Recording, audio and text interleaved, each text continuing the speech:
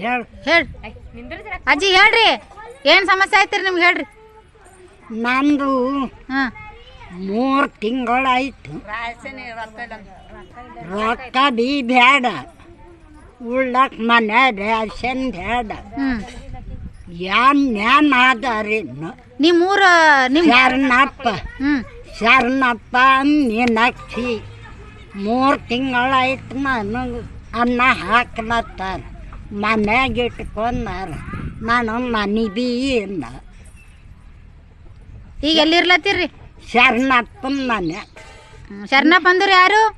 ನನ್ನ ಸ್ವಾದರ ಹಳೆ. ಯಾವ ಊರ್ಲಿಂದ ಮಾತಾಡತ್ತೀರಿ ನೀವು? ಹಳೆಂಬುರ್ದಿಂದ ಎಲ್ಸಿ ಹಣ ಶರಣಪ್ಪಂಬರ್.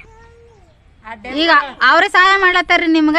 ಅವರೇ ಮಾಡತ್ತಾರ, ನೀರು ಕುಡಿಯೋ ನೀರು ಅವರು.